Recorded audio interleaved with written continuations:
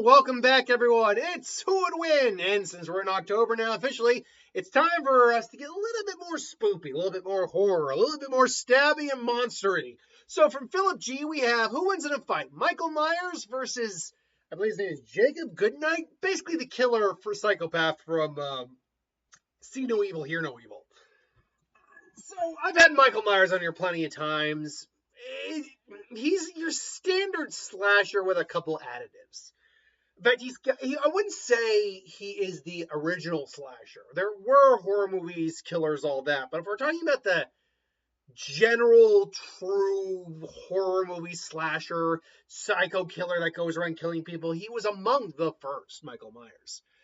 Obviously, we know his story very well. Even when it's been altered, it still mostly stays the same.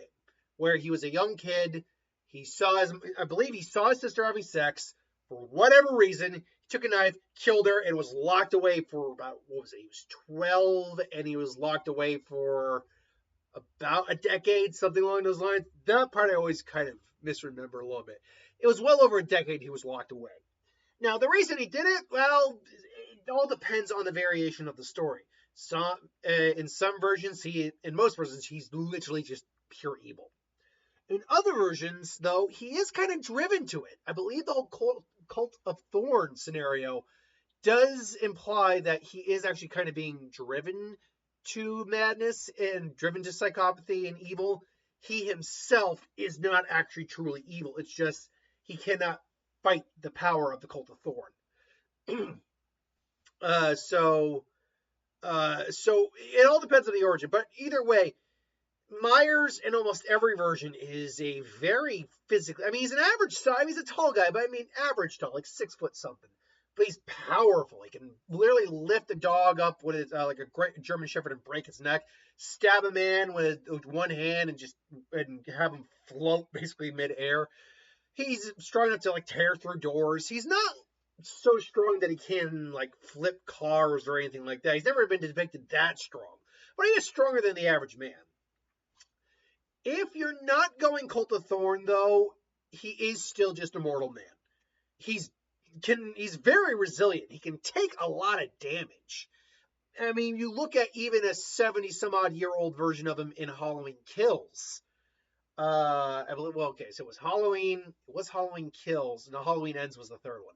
And Halloween Kills, the 70-year-old version of him still took multiple gunshots, had his hand blown off, took multiple gunshots, blunt force trauma, and stabs to the body. And yet he kept going, killed all those people that were getting up on him, and still managed to get away. It took him being even older, nursing all these wounds. And even then, Laurie still had to freaking overpower him, had to basically split his arm down the middle and cut his throat, and then for good measure, they threw him in a salt grinder. What the hell?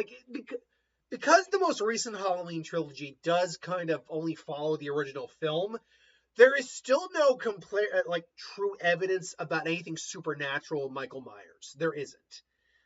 But they do make some statements that kind of lean towards that. Every time he kills, he transcends. What? Now that could just be Laurie really over mystifying the whole Michael Myers boogeyman thing. But still, there is some minor evidence to it. But again, they ultimately put his ass down. Still, that's just a normal human Michael and an aged, elderly version of it, too. Peak Michael can take even more damage. Again, if you're not going with the Cult of Thorn bullshit, and really, that would be Halloween 4 through 6. Those are the versions that are dealing with Cult of Thorn. He was still able to you still got to factor everything I just said, plus him surviving the explosion. Well, no, because that was in the Cult of Thorn stuff. Plus, going up against Busta, going up against someone with a chainsaw. The chainsaw, not even cutting him really. It hurt him, but it didn't really cut through anything.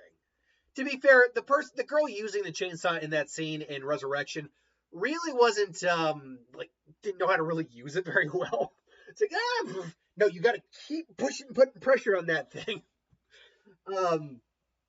But you got to factor that in. And then if we go into Cult of Thorn territory, He's durable enough to survive being near an explosion. Granted, he was not unfazed by that explosion, but he wasn't. It's clear I believe it was the fourth movie he was in the well, the explosion, if I'm not mistaken. The fifth movie is where he escaped, and we see how he escaped. It's clear, too, he must have already been moving before the explosion got to him, because his outfit is not torn up at all. He's got no fragmentation, nothing. So he must have been near it, because I believe he was smoking, like he had smoke coming off him. But he was still able to survive being near that explosion. Then there's also the fact he can take gunfire for days. He literally was in a 1-year coma at the beginning of that film, woke up and was just physically fine. Keep in mind, if you're in a 1-year coma, the amount of atrophy your muscles will go under would mean that his body should not be able to do the stuff it was doing in that film. And yet he was fine. So, and then obviously he's usually wielding a butcher's knife. He's extremely stealthy, more intelligent than you would think, not a super genius or anything, but certainly clever. And there's the theory that he can teleport. Now, this has never been completely confirmed, nor has it actually been like fully denied or anything like that. It's most likely he's just somehow so smooth at walking and stealthy, it just appears like he is teleporting when he's not.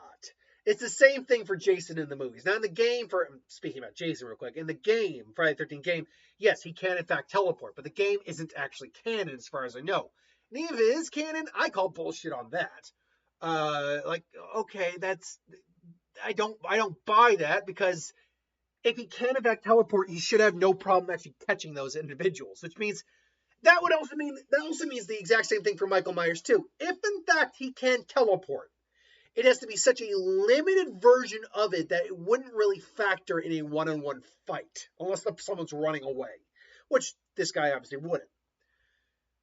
Okay, with all that being said, Jacob Goodnight. I don't really recall much of the See No Evil, Hear No Evil movies. I don't really think I ever saw them. I do remember, I think, the trailer at least for it. I'm like, okay, he's a guy who's kind of living in the walls or something like that, if I remember correctly. He's stalking these kids and killing them in horrifying ways. He's a brick shithouse of a human being, like seriously, physically powerful, easily one-arming grown men. He's also really durable and really resilient. It took him falling out of a window and getting pierced through the heart to kill him, because before that, he survived a gunshot straight to the head. He survived having his eye impaled. He survived embalming fluid going into his body. Like, that alone is like a supernatural level of just durable. That's not to say you couldn't survive that, but like the sheer amount of pain going into your body would be insane. So he was highly resilient, very physically powerful, but at the end of the day, he really was just a large, powerful dude. There was nothing insane. He was stealthy too, but there was nothing insanely intelligent about him. There was nothing yeah, he's scary for being a like large psychopath kind of like killer guy, but he's just not bringing a lot to the table. The one thing you could say he definitely brings to the table over Michael in this is that he probably has a better weapon usually. Like one of the images I found was him just holding an axe, which as far as I know was kind of like his go-to killing move. But at least in many circumstances, like trying to get people out who are like hiding under floorboards or in other rooms. But that being said, you could make the argument Michael Myers can get an axe, because Michael Myers has wielded plenty of weapons, from his trademark knife to hypodermic needles, pitchforks. I'm sure he's had an axe at one point. I think he had a machete in one scenario. But if we're looking at what the regular weapons are, we'll assume it's an axe for him. So he's got a better weapon than Michael. Great. Let's say that, the kids are being chased around in this place by Michael. They start running into this guy, and then these two square off with each other. How would that scenario go down? Well, also, Michael isn't really a runner. Except in the Rob Zombie movies, he's not a runner. He's not exceptionally... And it's not even that he can't run. He just doesn't. Whereas this guy at least shows more speed defeats, from the little I remember. So he might actually try to run at Michael. Now, physically speaking, as powerful as um, Jacob is, I had to blink. I was blinking his name. I was like, who is this guy again? As powerful as Jacob actually is, Michael is very strong. Like, I'd argue just as strong, if not stronger than him. So these two are probably going to really be duking it out for a bit. Eventually, though, one of them's either going to overpower, just kind of overwhelm the other, headbutt, do whatever they need to do, kick. And, excuse me, I'm so sleepy. Then I got a movie to see in about 3 hours, give or take. Wake up! But, you know, I don't know. Like, maybe he overwhelms Michael and maybe starts to kind of wail on him, but he's not going to succeed very well in overpowering Michael the same way he overpowered kids in the movie, because Michael is a grown man who is almost as strong as him. Now, Michael then starts maybe stab at him a bit and piss him off. Like, this guy also survived having a taser, not survived, but withstood a taser, attack, strike, whatever you want to call it. But he starts stabbing. Eventually, Michael would probably stab him in a way that would kill him. But before that happens, he's probably going to toss Michael around again. Michael gets up. He comes in with the axe now. Probably lands a good strike on Michael, and that would be problematic for Michael. If any one of these shots, like say, hits Michael in the head, it's because it's very well implied, even in the movies where he's supernatural based. If his head comes off, if he loses his head or has a headshot, he's going to be in some serious problems, or he's going to be in serious trouble. Now that said, Michael is very aware of this. So instead, he probably gets hit in the arm. It would be very bad, but maybe he pulls the blade out. Michael then maybe kind of tackles him. They would duke it out for a while. I would say this, though, from what the sheer amount we've seen Michael survive versus the limited two movie run we've had from See No Evil, Hear No Evil, or Hear No Evil, See No Evil, whatever it is. We've had with that, I'd say Michael can just survive more and is just more durable, more resilient, all of that. So I would probably go Michael Myers in this fight. I think these guys are probably in the physically similar range with each other. Michael just has a more lengthy history of surviving worse shit. So I think that definitely gives him an edge. But that's just my opinion. Let me know what you think. Thanks for watching. I hope you enjoyed. Like, comment, share, subscribe, and I'll see you next time.